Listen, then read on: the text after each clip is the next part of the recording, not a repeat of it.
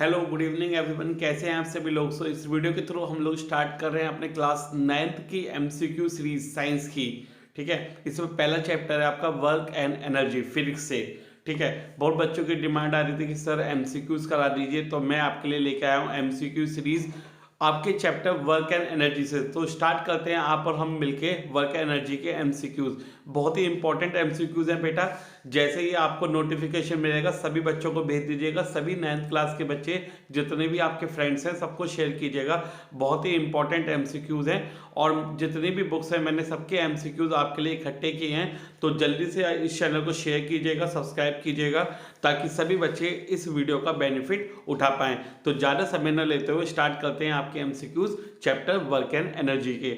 देखिए पहला क्या है आपका एमसीक्यू। आपका एमसीक्यू है बेटा, a car is accelerated on a level road and acquires a velocity of 4 times of its initial velocity. During this process the potential or energy of the car is। बेटा पहला question आप लोग अगर देख रहे हैं तो पहले क्वेश्चन में क्या है कि एक कार एक लेवल रोड पे चल रही है जो जिसकी वेलोसिटी 4 टाइम्स क्या हो रही है, 4 टाइम्स आपकी चेंज हो रही है इनिशियल वेलोसिटी से। तो आपको ये बताना है कि पोटेंशियल एनर्जी के साथ क्या होगा। क्या वो चेंज नहीं होगी, क्या वो ट्वाइस हो जाएगी, चाहे क्या वो 4 टाइम्स हो जाएगी या वो 16 टाइम्स हो जाएगी।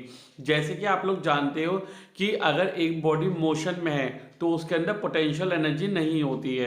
तो बेटा जी इसका जो ऑप्शन होगा, इसका ऑप्शन होगा आपका पहले वाला, यानी कि उसकी जो पोटेंशियल एनर्जी है वो चेंज नहीं होगी। That is the potential energy of the car does not change. तो option is A. Now the question number B.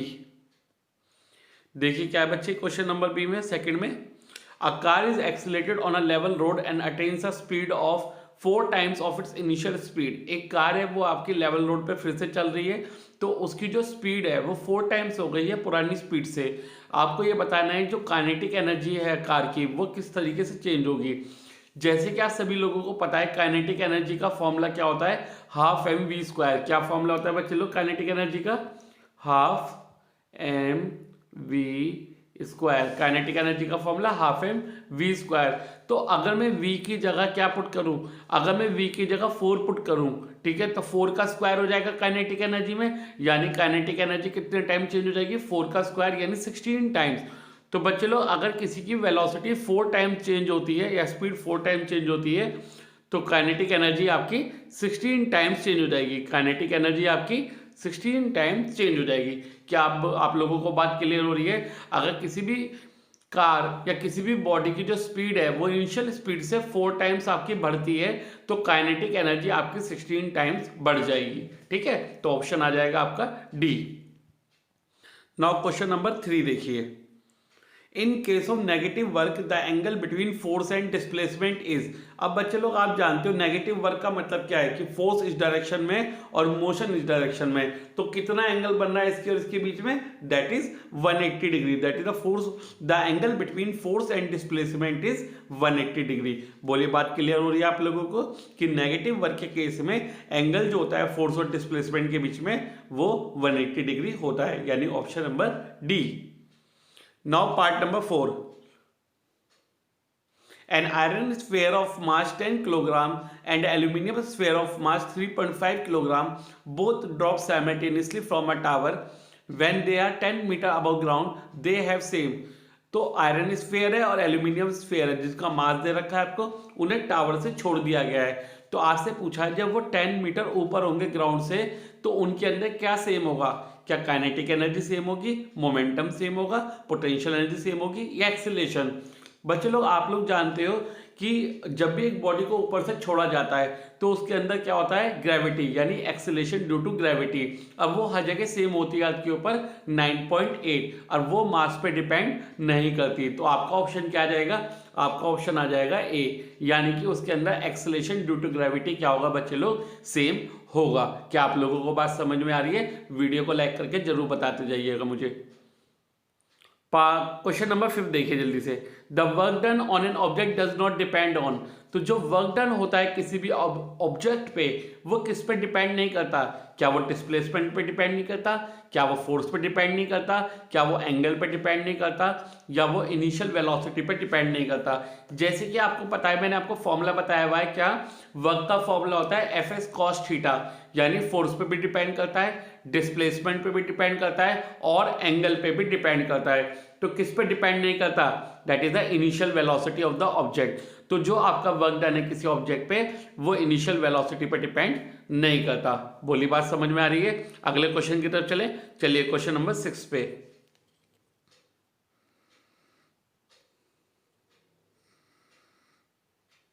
Now water stored in a dam possesses, जो वाटर आपका डैम के अंदर है वो किस पे, उसके अंदर कौन सी एनर्जी होगी? क्या कोई भी एनर्जी नहीं होगी? इलेक्ट्रिक एनर्जी होगी, काइनेटिक एनर्जी होगी या पोटेंशियल एनर्जी होगी? तो बच्चे लोग उसके अंदर कौन सी एनर्जी होगी? उसके अंदर होगी पोटेंशियल एनर्जी, क्योंकि पानी आपका जो स्टोर्ड है वो रेस्ट पे होगा, रुका हुआ होगा। तो जब कोई भी बॉडी एक जगह पे होती है तो उसके अंदर कौन सी एनर्जी होती है? Potential energy. तो वाटर के अंदर कौन सी एनर्जी होगी? पोटेंशियल एनर्जी होगी। बोली बात समझ में आ रही है? आ जाइए क्वेश्चन नंबर 7 पे। देखिए क्वेश्चन नंबर 7 में क्या है? The momentum of a bullet of mass 20 kilogram from a gun is 10 kilogram metre per second. The kinetic energy of the bullet is, एक मोमेंटम दे रखा है आपका, किसका? एक बुलेट है मास जिसका 20 किलोग्राम मास है, ठीक है, वो फायर किया गई है, मोमेंटम दे रखा है उसका 10 किलोग्राम मीटर पर सेकंड। आपको काइनेटिक एनर्जी निकालनी है। बच्चे लोग पहले तो आप लोग ये समझ लीजिए, काइनेटिक एनर्जी और मोमेंटम के बीच में एक फॉर्मूला होता है जो कि मैंने आपको लिख के दे रखा है। आपको हर जगह नहीं मिलेगा पर आपको यहाँ जरूर मिलेगा। काइनेटिक एनर्जी का फॉर्मूला होता है हाफ mv स्क्वायर। तो m से मल्टीप्लाई कीजिए, m से डिवाइड कीजिए, तो काइनेटिक एनर्जी का फॉर्मूला बन जाएगा mv का होल स्क्वायर अपॉन 2m। अब ये m इंटू वी क्या होता है? ये आपका मोमेंटम होता है। तो काइनेटिक एनर्जी का फॉर्मूला बन जाएगा p स्क्वायर अपॉन 2m। अब p की जगह रखेंगे मोमेंटम, यानी 10 का स्क्वायर, 10 इंटू 10 अपॉन 2 इंटू 20, यानी कि 2 इंटू 20 यानी कि 40। तो आपका आंसर आ जाएगा बच्चे लोग 10 अपॉन 4 यानी कि 2.5 जूल, जो कि आ जाएगा आपका ऑप्शन नंबर सी। बोलिए सभी लोगों को बात क्लियर हो रही है? पक्का? तो काइनेटिक एनर्जी का फॉर्मूला लगाएंगे p स्क्वायर अपॉन 2m, तो सॉल्व करेंगे, आपकी जो काइनेटिक एनर्जी है वो 2.5 जूल आ जाएगी। बोलिए बात सही है? आगे चलिए। A stone is thrown upward as shown in the diagram, एक स्टोन को ऊपर की तरफ फेंका गया जैसे डायग्राम में दिखाया जा रहा है, यानी कि प्रोजेक्टाइल मोशन लेगा इस तरीके से, right. So when it reaches the point P, जैसे कि आपको नजर आ रहा है ये है बच्चे लोग पॉइंट P। तो पॉइंट P पे आपको पता है एक बॉडी अगर ऐसे जाएगी तो हाईएस्ट पॉइंट पे जाके रुक जाएगी। तो हाईएस्ट पॉइंट पे रुक जाएगी यानी कि रुक गई, पोजीशन चेंज हो गई। अब पोजीशन चेंज हो गई तो उसके अंदर कौन सी एनर्जी होगी? उसके अंदर होगी बच्चे लोग पोटेंशियल एनर्जी।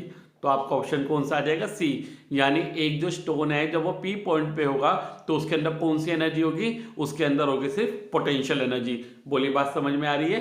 तो वीडियो को लाइक जरूर कीजिएगा।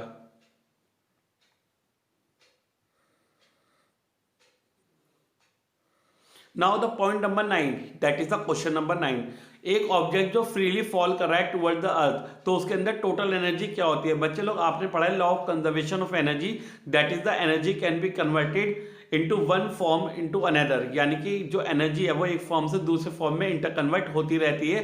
तो यानी कि जो टोटल एनर्जी रहती है बॉडी की वो हमेशा कांस्टेंट रहती है। तो यहाँ पे एनर्जी क्या रहेगी? कांस्टेंट, ठीक है। एक फॉर्म से दूसरे फॉर्म में कन्वर्ट तो होती रहेगी पर वो कांस्टेंट रहेगी, ठीक है। कर लेंगे आप लोग? चलिए अच्छी बात है।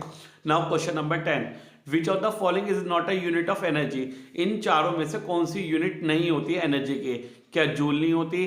क्या न्यूटन मीटर नहीं होती? क्या किलोवाट नहीं होती? किलोवाट आवर नहीं होती? बेटा जूल भी होती है, आपको पता है, न्यूटन मीटर भी होती है, किलोवाट नहीं होती। व्हाट इज द, किसकी होती है किलोवाट? किलोवाट होती है आपकी पावर की। तो यानी कि एनर्जी की यूनिट किलोवाट नहीं होती, ठीक है। चलिए आगे चलते हैं। एक ऑब्जेक्ट है जो कि फ्रीली फॉल कर रहा है एक हाइट से, एक ऑब्जेक्ट को h हाइट से छोड़ दिया है, तो जब वो h/2 पे पहुंचेगा यानी कि आधी हाइट पे पहुंचेगा तो उसके अंदर कौन सी एनर्जी होगी? उसके अंदर सिर्फ पोटेंशियल एनर्जी होगी, उसके अंदर सिर्फ काइनेटिक एनर्जी होगी, उसके अंदर half potential half kinetic energy होगी, या उसके अंदर कम पोटेंशियल एनर्जी होगी ज्यादा काइनेटिक एनर्जी होगी?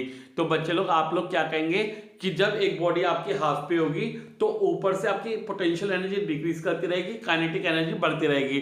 तो जब वो आधे पे होगी तो उसके अंदर हाफ पोटेंशियल एनर्जी होगी और हाफ काइनेटिक एनर्जी होगी। बोली बात समझ में आ रही है? तो आपका ऑप्शन नंबर हो जाएगा सी। बोली बात सही है? क्लियर है? आगे चलिए।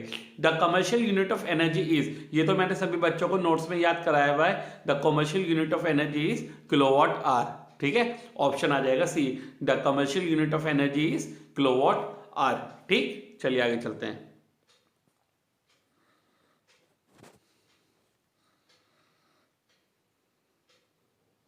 नाउ बच्चे लोग नेक्स्ट क्वेश्चन देखिए, how much energy does a 100 watt electric bulb transfer in 1 minute. तो एनर्जी कितनी ट्रांसफर होगी अगर आपका बल्ब कितना 100 वॉट का बल्ब है और 1 मिनट में बताना है। तो पहली बात आपकी 1 मिनट में कितनी सेकंड होती हैं, 1 मिनट में आपकी 60 सेकंड्स होती हैं। तो एनर्जी का फॉर्मूला लगाएंगे पावर इनटू टाइम, पावर है आपकी 100 वॉट, टाइम है आपकी 1 मिनट यानी कि 60 सेकंड, तो आपकी एनर्जी आ जाएगी 6000 जूल। तो आपका ऑप्शन आ जाएगा ऑप्शन नंबर डी, ठीक है, 6000 जूल आपका आंसर आ जाएगा। ठीक, now next question number 14, the device which convert mechanical energy into electrical energy.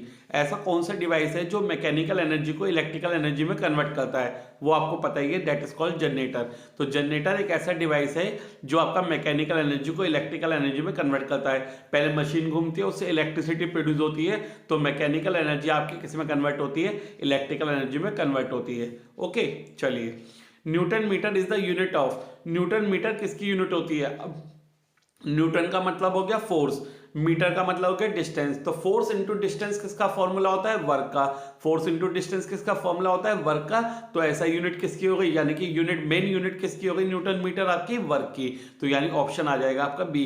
तो आपकी जो न्यूटन मीटर किसकी यूनिट होती है, वर्क की यूनिट होती है। ठीक है बच्चे लोग, चलिए क्वेश्चन नंबर 16 देखिए, an example of kinetic energy. Kinetic energy कब होती है बॉडी में, जब बॉडी आपकी मोशन में होती है। तो यानी मूविंग कार की होगी, मूविंग चार्ज पार्टिकल की होगी, एक स्ट्रेचेबल बैंड की होगी, या all of the above. I know कि सभी बच्चों को समझ में आ गया है कि तीनों चीज आपकी मोशन में होगी। तो आपका ऑप्शन आ जाएगा ऑप्शन नंबर डी। कौन सा ऑप्शन आ जाएगा बच्चों, ऑप्शन नंबर डी आ जाएगा आपका, जो कि आपको पता है कि इसका आंसर क्या आएगा आपका, ऑल ऑफ द अबव। ठीक है, option D. Now question number 17, two object of mass 1 kilogram and 3 kilogram have equal momentum, what is the ratio of their kinetic energy। अब बच्चे लोग आपके पास दो ऑब्जेक्ट हैं जिनके मास कितने कितने हैं, 1 किलोग्राम एंड 3 किलोग्राम, पर उनका मोमेंटम सेम है, यानी दोनों का मोमेंटम सपोज p है। ठीक, तो उनकी काइनेटिक एनर्जी का रेशियो क्या होगा। तो मैंने आपको बताया था काइनेटिक एनर्जी और मोमेंटम का जो बीच में रिलेशन होती है उसका फॉर्मूला क्या होता है, kinetic energy is equal to p square upon 2m। तो पहले वाले के लिए लगाएंगे तो पी स्क्वायर अपॉन 2m1, और दूसरे वाले के लिए लगाएंगे तो पी स्क्वायर अपॉन 2m2। 2 से 2 कट जाएगा, पी स्क्वायर से पी स्क्वायर कट जाएगा। ठीक है, ये जो नीचे वाला m2 है ये आपका कहाँ चला जाएगा, ये आपका ऊपर चला जाएगा। तो ये बन जाएगा आपका m2 अपॉन m1। अब m2 की वैल्यू आपको पता है कितनी है, 3, और m1 की वैल्यू कितनी है, 1। तो यानी कि आपका जो रेशो आ जाएगा बच्चे लोग वो क्या आ जाएगा आपका 3:1। बोली बात समझ में आ रही है। क्वेश्चन नंबर 17 आप लोगों को क्लियर हुआ।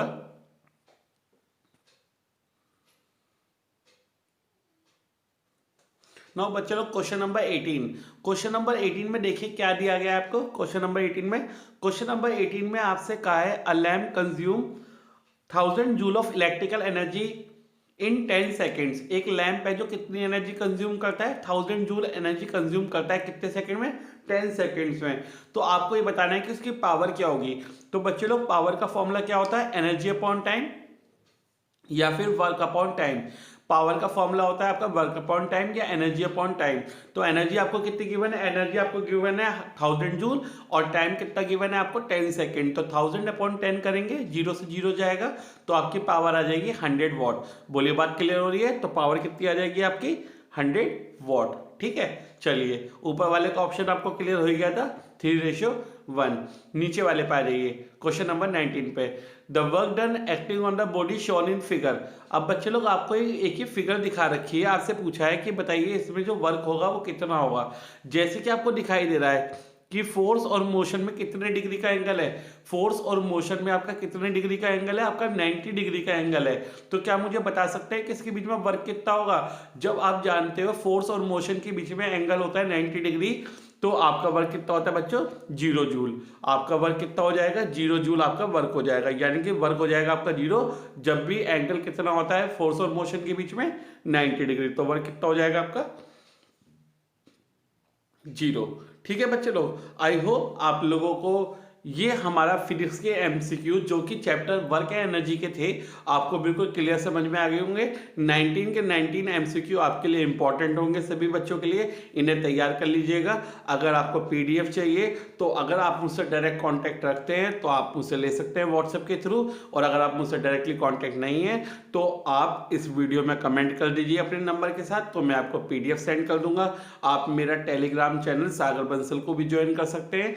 आप मुझे फेसबुक पे जिज्ञासा एकेडमिक्स ग्रुप पे भी ज्वाइन कर सकते हैं, आप मुझे इंस्टाग्राम पे भी ज्वाइन कर सकते हैं। तो आप मुझे ज्वाइन कीजिए और इस पीडीएफ लीजिए और वीडियो का बेनिफिट उठाइए, सभी बच्चों के साथ शेयर कीजिए ताकि ज़्यादा से ज़्यादा बच्चे इन क्वेश्चन से अवेयर हो पाएँ और अपने नंबर एग्जाम्स में बढ़ा पाएँ। ठीक है, जल्दी मिलेंगे नेक्स्ट वीडियो में। केमिस्ट्री की वीडियो अपलोड होगी आप लोगों के लिए, जैसे ही आप लोग देखेंगे सभी बच्चों के साथ शेयर कीजिएगा और चैनल सब्सक्राइब कीजिएगा ताकि आने वाली वीडियोस सबसे पहले आपको मिले। हैव जिज्ञासा, good luck, all the best from Sagar Bansal sir.